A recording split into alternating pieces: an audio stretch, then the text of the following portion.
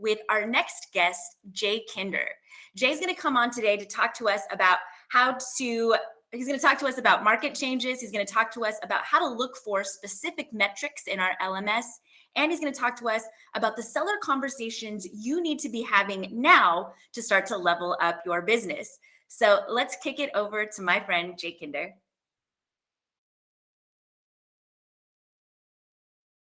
Okay, so I've been obsessed with what's going on in the real estate market lately, having been licensed and gone through a downturn in 07, 08, and really the bottom in 2009 for the real estate market.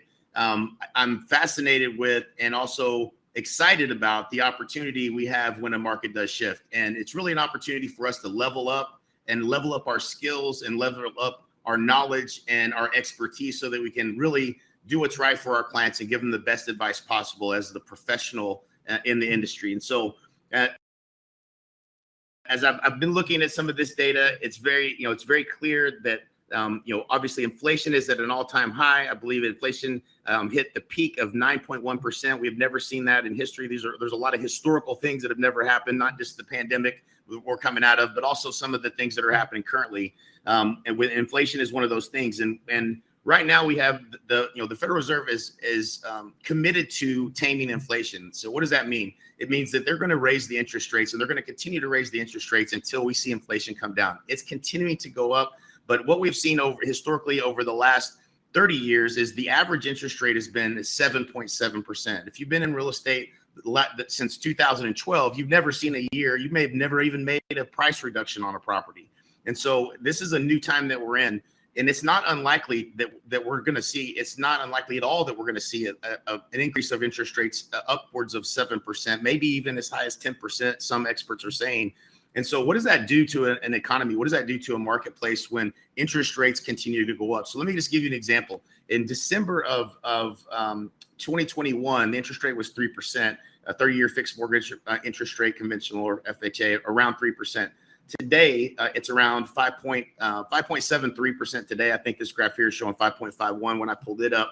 But that's a significant increase in lowering what is affordable, housing affordability. Today, housing affordability, before these rate increases, housing affordability is at its lowest or its least favorable for homeowners since the early 1980s. And we've raised interest rates, already doubling the interest rate from what it was less than a year ago. So what does that do for housing affordability? An example would be if you were going to get a mortgage on a $500,000 house today at say 7.7% interest, assuming that we hit those numbers, that means that same buyer today, it can only afford to buy a $300,000 house. It's 40% less that they can actually afford to buy. $1 million mortgage, they could only get a $600,000 mortgage. That's just if we go to 7.7%, which is the average. We already know coming this month, there'll be this is July. Towards the end of this month, there's going to be another announcement where they're going to raise rates. The expectations are that they're going to raise rates a considerable number again. And until we see inflation go down, that's what we can expect the Fed to do. If the Fed continues to raise rates, that's going to make housing much, much more unaffordable. And we're already seeing the impact of that in the real estate market across the country. Keep in mind, there is no one real estate market. Real estate markets are very local. Your market is going to be different if you live in California, where some people, some parts of California people are moving to, some parts of California people are moving out of. And so if you're one of those marketplaces in Illinois, like Boise, which has had a ton of people moving to Boise, your market's probably going to react a little bit differently because supply and demand is probably going to be a little bit different for you in your market than it would be, say, in New York City, where a lot of people have been leaving. And so all those things considered, this information, use this information as best you can to make decisions, but pay attention to your local marketplace. We'll get into that later as to what's going on. But what we know is in today's market that houses are much, much more expensive with interest rates going up. People don't buy price, they buy the payment. They buy what they can afford. And so if they can only afford now a $300,000 house, whereas less than a year ago, they would have been looking at a $500,000 mortgage. That's a huge, huge difference in what, and it's going to put buyers, consumer sentiment is, and consumer spending will go down. And this is basically what happens in an economy when there's a recession. The GDP goes down, there's less spending across the marketplace, and the things that they choose to put in the GDP. It's a hodgepodge of all the different things that they consider for consumer spending. Consumer spending goes down, consumer confidence goes down. then what happens is there's layoffs, and this is something that we're already starting to see. So there's some telltale signs here of what's coming and what's potentially coming. There's companies, two of our competitors, Compass and Redfin, are laying off. I think there's big reasons for that. When companies have to borrow money and the interest rates, they raise the interest rates, and that money is now more expensive for them to operate. Some of these companies, namely Compass and Redfin, are not profitable. They're going to be less profitable with a ton of debt on the balance sheet that they have. And they're going to have to, what do they have to do? They have to lay people off. They have to make decisions to get profitable. So they're already making these decisions. A lot of the companies that you'll see, you've seen the market, look at the stock market's down, crypto's down.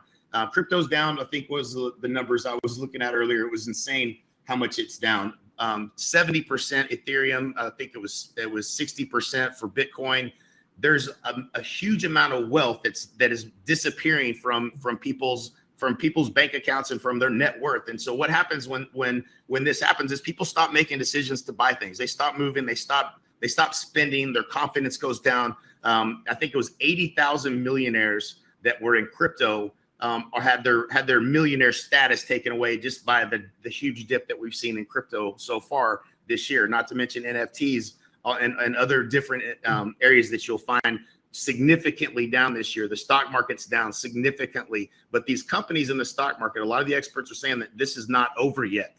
The reason they're saying that is because interest rates are going up. The cost of money and on your balance sheet is going to be more. So a lot of these companies that were not profitable or were barely profitable and their valuations were large multiples are now going to probably take another dip, and it's going to sting a little bit worse. So we probably have more blood in the streets, so to speak, as it comes to the stock market. That's what some experts are saying. I'm not an expert, but I've been studying this stuff because it fascinates me, and I want us to all be able to kind of predict the future, because my situation was in 2007 to 2008 was I'd never had a down year. I'd never seen a market go down. And I thought that I understood, I thought I was an expert, and I had to learn a lot of things the hard way during this downturn. So we're going to talk about the becoming an expert and being an expert in the marketplace in another segment. But this is just looking at the data. What can we expect? We can expect that the housing industry is already changing. You look at new construction cancellation rates. This is an indicator of what's happening in the marketplace. There are a lot of builders, like Texas is one of the largest, at 27% of their new build contracts are being canceled in this latest study. And when you look at overall the inventory of houses, this is a lagging indicator when it comes to inventory of homes on the market. But we're seeing inventory start to rise at a very rapid pace. And what that means is that houses are not going under contract as quickly as there are houses in inventory coming on the market. And so we're starting to see in some markets around the country, it's maybe one of yours, start paying attention to the data, start paying attention to the analytics, start paying attention to what the inventory is doing in your marketplace. Because as inventory goes up, these sellers, this is, history doesn't repeat itself, but it does rhyme. And this is not like 07 and 08. This is not a market crash due to a bunch of bad loans in the marketplace. There are a lot of sellers with a lot of equity, and if they are in a situation where they maybe are laid off, or they need to sell, or they're highly motivated for whatever that reason may be, they have the equity that they can reduce the price in order to be that house that does sell and not be one of the many that doesn't sell in any given particular month. And so that's what's going on in the marketplace. We're seeing this increase of inventory is already starting in 07 and 8. Whenever it really hit, it felt like it just instantly happened. It was so painful and it was so fast that we weren't ready for it. I wasn't ready for it. And there was things that you can do to be prepared and to be very successful during a shift in the marketplace. And that's the things that you want to focus on: being the expert, knowing the data, knowing how to talk to your clients, knowing what information to show them so that they're educated as you are on what advice you're giving them and why. And nobody has a crystal ball, but you can at least give them the information and let them decide for themselves what they need to do in order to be a house that's going to sell in a time frame that they're wanting to sell in, or not be a house that doesn't sell, which is an expired listing for those of you who have been in the business for the last 10 years. That's when a house fails to sell. So there's going to be a lot more of those to come. Okay, so we just left off with talking about the market and where we think things are heading, which means that we think prices are likely to come down in some markets across the country, more so than others. and inventory is likely to rise. And so now what do you do? What do you do? How do you become the expert? How do you know how to talk to your sellers? How do you know what data to use and what data to share in order for you to be on top of being the best agent in your marketplace, being the true expert in your marketplace? And so I'll start by telling you a little story about what I went through in 07 and 08 when I wasn't prepared, and why I'm so passionate about the data and being an expert today. And 07, I say 07, 08, it started in 07 when prices started to decline. I had about 130 listings. It ballooned up to about 200 listings. I was still taking listings. There was more inventory coming on the market. That's what's going to happen here again, is there'll be more inventory, but the houses weren't selling. And so what I needed to be doing at that time was I needed to be reviewing consistently the marketplace for every one of my listings and having conversations more frequently with my seller, because the market was changing. No different than if a stockbroker watches the stock market every day. In a shifting market, you have to watch the real estate market every day. You have to pay attention when a new house comes on the market, when another house that's comparable to your listing goes and price reduces significantly to get lower than much lower than where the house that you have listed is positioned.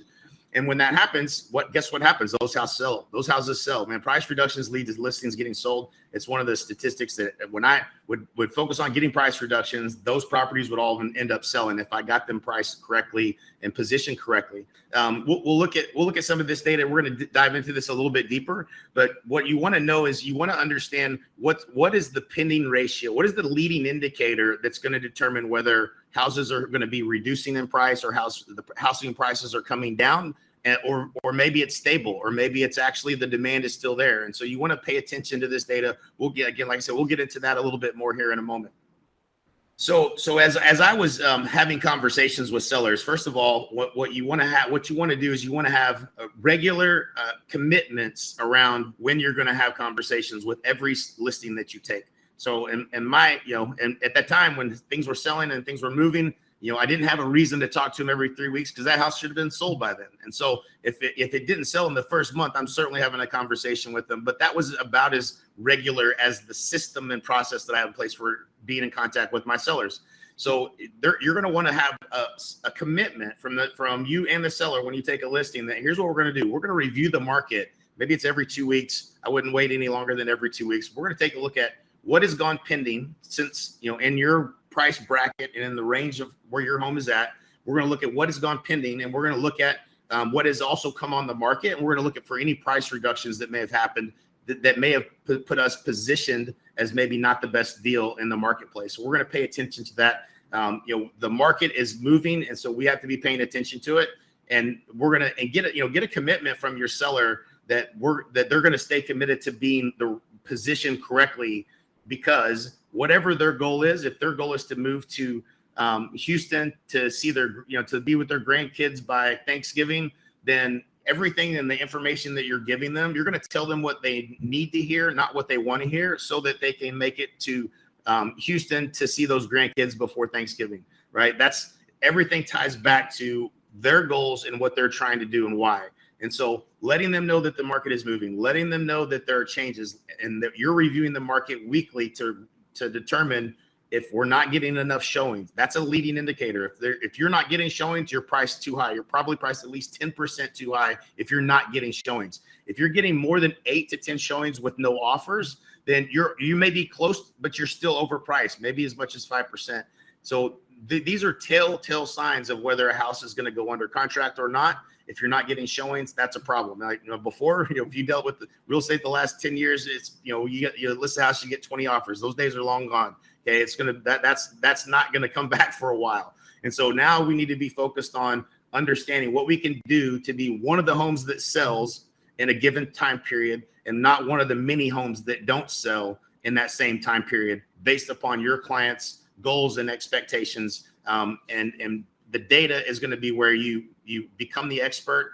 You learn to use this data to have the conversation so that you can be blunt with them and tell them. One of the very first things that I say, I've already said it once, I'll say it one more time, is when I sat down with the seller, the first thing I said is, guys, I'm going to tell you guys what you need to hear, not what you want to hear, so that you can get moved to Houston to see those grandkids. Is that okay with you?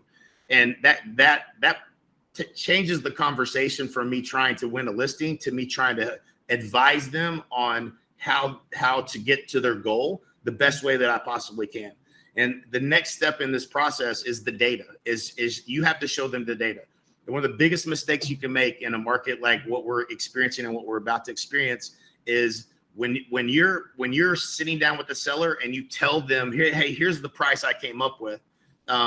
It's a you versus them type of situation. What you want to do is you want to show them the data so that they can learn that, number one, you're demonstrating your expertise by going over data. You're going to go over macro level data, interest rates, what the Fed's doing, all of these things that I'm talking about. A great resource for this is Keeping Current Matters. This is what I call the 10,000 foot view of the marketplace. It's what's going on at the very highest level that impacts real estate, impacts pricing, impacts your market at some level, one level or another.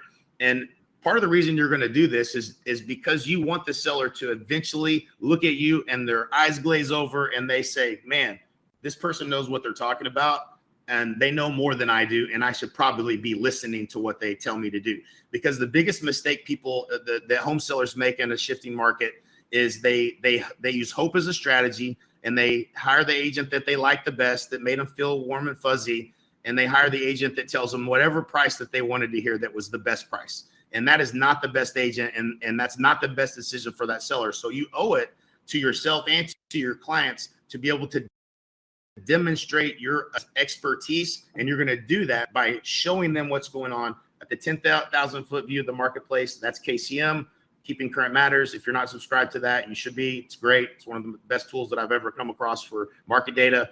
And then you're going to pull up some local data, which we can pull back up on the screen here. This is a company by the name of Real Market Reports. I think it's realmarketreports.com. They'll customize this data for you based upon your price brackets that you want for your marketplace. And so as you can see, this is broke down by price bracket. So 125 to 150,000, 150 to 175. That's probably a little too tight. If I was doing this today, I would probably do it in maybe $50,000 or $100,000 increments, because you want good slots of data that have enough homes in them that you can actually draw a conclusion from. So as we kind of look at the first column here is the number of active listings. That's how many homes are actively on the market. Here's how many that are new construction in that same price bracket as competition, and then here's pendings. Okay, so you see pending ratios. Pending ratio. If the pending ratio is really high, that means that there's nearly as many homes under contract currently in that price bracket as there are homes that are actually on the market. So 73% means that there's 91 active listings, but there's 67 pending. That means that the homes are moving really, really quickly. And essentially that boils down to 3.8 months worth of inventory in that particular price bracket. So that's a pretty high pending ratio. So another example, let's go down to from 250 to 300,000. There's 49 homes that are actively on the market. 15 of those are new construction. 13 are pending. That's not very many pending. So there's not a lot of activity in that marketplace. Only 26.5%, which is 8.5 months worth of inventory. That means it would take 8.5 months for all the homes that are currently active to actually sell. And so that means that the odds of a home selling in a 30-day period or a 90-day period is very low. There's going to be more homes that don't sell than there are going to be homes that sell. And in that scenario, you have to be priced and positioned very aggressively if you want to be one of the homes that sell and not one of the many that don't sell. And the threat is, in a market that's shifting and moving downward, you may have to reduce multiple times during that time period if you're not one of the first homes to sell. You want to be aggressively priced in a market that's shifting, not just priced as at the highest point of the market, or not even at the middle. You want to be one of the most aggressive prices. If you see numbers like this in terms of pending ratio, it gets even worse at the next one down. It's 16%. Again, that's 14 months worth of inventory. It means, over a year it would take to sell the inventory. That doesn't consider any new inventory that may be coming on the market during that whole year. That's another, more competition. That's why you have to review this data very regularly, because it's going to be changing and these homes are going to be reducing in price and trying to get sold. And so you have to be watching this on a weekly basis. But this gives you an understanding. And when I'm sitting with the seller and I can show them this data and I can show them how many months worth of inventory. I remember I used to print out And basically this kind of a format, I would print out how many active homes were on the market, and then I would draw a yellow line with a highlighter 10 pages in. This is how many homes are actively on the market in the next 90 days. Only, it may be like 5 of them are going to sell, and then 3 pages of houses that aren't going to sell, because in a 90-day period, the absorption of homes based upon the average might be, let's say it's 3 homes a month, that's 9 homes, and that there was 150 homes on the market. There's 9 homes that sell, that's 141 homes that didn't sell, right? You're trying to make the data and the situation visible for them to understand. That means that 100, what does that mean? And so when I would when I would show them that, I'm not showing them that to tell them, I'm showing that to get them to come to the conclusion of answering this one question. What do you think we need to do to be one of the 9 homes that sell instead of one of the 141 homes that won't sell in the next 90 days? And then wait and don't say anything. First person that talks loses. In their mind, they've already answered that question. Well, we better be priced right. Well, we better fix the kitchen. We better do some upgrades. We better do something to, clean up the backyard. That they understand that if only 9 are going to sell and 141 aren't going to sell. And again, this is a drastic example, but this is what we experienced. That was, I think this graph was actually from 2009. So it's really important that they buy into the positioning and the difference and the change that's in the marketplace. And then they're not buying, into this, well, yeah, my neighbor Fred said he sold his for 475,000. You pull it up in the MLS, and you better know that, no, he was asking 475, but he took 420.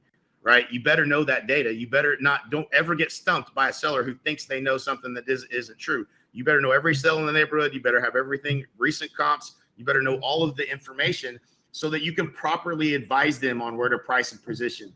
You want to be chosen as the expert with the best system for selling their home for the most amount of money. And we're not getting into the presentation of things, but you want to have a process by which helps you not just give them the best advice, but also helps differentiate and position their home at the highest price that you could attract in the marketplace today. That's what you're getting hired to do. But you don't want to give them the price and let them choose you based on the price you gave. You want to give them the understanding of what's going on in the marketplace so they see you're an expert. Then you want them to say yes to you have the best system to sell their home. And then together you determine where do we want to price and position the home in today's market. This last graph that we looked at was when you're pricing, you show them kind of the broad range, but you never get down to neighborhood and what's the actual price. That's all they ever want to hear. They just want you to tell them price. They're looking for, tell me what it's worth, tell me what it's worth, tell me what it's worth. That's what they want to hear. But if you give them that, you're dead in the water. So because they may not like the truth. And some other agent's probably just going to tell them what they want to hear, and you're going to lose the listing and they're going to not sell. And so you'll pick it up after it expires the next time. But if you follow this process, you can go through this where you don't have to give them price. You've showed them the 10,000 foot level. Now you're looking at the 5,000 foot level. We're looking at a price range that makes sense for your city, it may be your county, it may be your city, it may be a school district, but whatever that price bracket is that you feel the competition would be looking at and looking at their home, and you use that broad range as a range where this is what's going on in the marketplace. What do you guys think we need to do if we want to be one of the homes that sell, not one of the many that don't sell? That leads you to showing them, and this is a transition statement that I love, and it's very powerful. So this is a writer downer. It is Mr. and Mrs. Seller. There's no question I can get you guys moved to by November to Houston so you can see those grandkids. And I'd like to show you how we're going to do that. Is that okay? That's a transition statement from the market data to presenting what your system is for how you're going to help them sell the home. When they say yes to you, now they're saying yes to your system, and now we can determine how we want to price and position. They ultimately determine where they're going to price and position. The market is going to determine whether they're right or they're wrong. And it's your job as the real estate professional, the expert, to follow the market, make recommendations, communicate more consistently and more often than you have had to do in the past, so that you can advise your clients to make the best decisions for them to get to their goal, whatever that may be. Okay, so at this point, we've talked about what's going on in the marketplace. We've talked about what we think may happen in some markets across the country, that we might have some downward pressure on pricing and sellers that have the ability to do that are going to do that. And we've talked about the data, the market data you need to be paying attention to so that you're in the know. You know, the leading indicators in the marketplace are the pending ratio. Days on market is a lagging indicator, but that's something you're going to want to pay attention to. Lagging indicator just means that it happens after the shift is already happening. So if you're following that number, it's already too late in terms of pricing and positioning, getting homes positioned.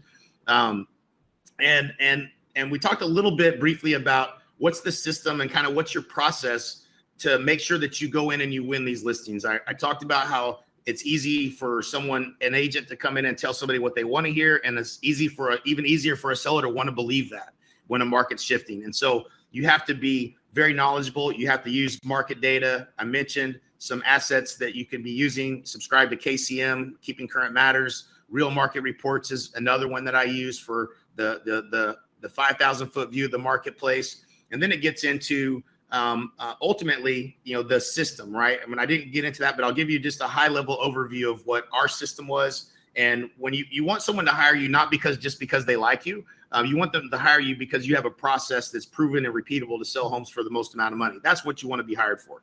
And so our system was whenever we would transition to the presentation and we would get permission to show them, as I gave you that transition statement earlier, we would transition to, we have a proven repeatable system backed by market research to sell homes for up to 18% more than the methods of traditional real estate agents. Would you like for me to show you how we do that? They always say yes.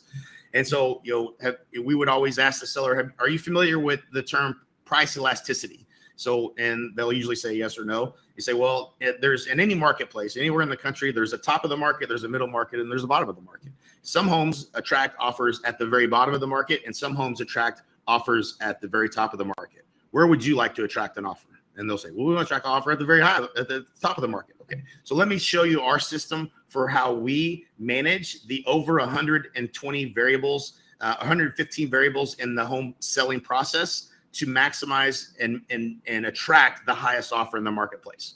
So that's the communication pattern that I use when I'm communicating to my seller what my process is and what's my differentiated value proposition, what's my system. And then we go through a series of things that we share with them that we do for marketing, differentiation, staging, all those things, pricing, negotiation, cooperation with other agents, which becomes even more important in a market that's shifting. And then ultimately execution. How do we execute on all of these things? What's your process? Who's your team? Who's your title lender? All the people, you don't have to have a team necessarily, but you do have a team. You have a group of folks around you that do help you, whether it's a receptionist or whatever the case may be. And so you do have a team for how you execute on those things. But that's the last pieces of that. And then it goes to, now let's determine where do we want to price based upon that price bracket that they're in the neighborhood, school district, whatever it may be that you feel like that's the best way to break down your market. So like it was different for me in Lawton, Oklahoma than it is in Dallas, Texas, right? You could do it by city in Dallas. You could do it by school district in Dallas, and that might move into different counties. But based on what you feel like a buyer is going to consider homes in that price bracket, where all they would look, that's where you want to be paying attention to this market data. And then use some reports like Focus First. Focus First is a great tool. Altos Reports has a great tool, some great tools, some visuals that allow you to really hone in on where to price and position. And then, as I mentioned, the most important step is going to be, it's not over once you take the listing. Now you need to pay attention every week to price reductions. Who's price reduced in that same price bracket? Who's gone pending? What is that pending ratio going up or down? If it's going down, then you know that things are tightening and inventory must be increasing. And pay attention to those numbers and have regular conversations with your seller so that they know what's going on, and then back that up by looking at and listening, to the number of showings that you're getting. And if you're not getting showings, we know there's a problem. If you're getting, lots of showings but no offers, you know that there's probably a 5%, at least a 5% adjustment that needs to be made. If you're not getting any showings at all, it's probably 10%. And you should be getting offers. If you're getting 8 to 10 showings, you should have an offer. And if that's not happening, then you need to be communicating proactively with your clients in order to make sure that they're priced and positioned in the best place to sell in a shifting market.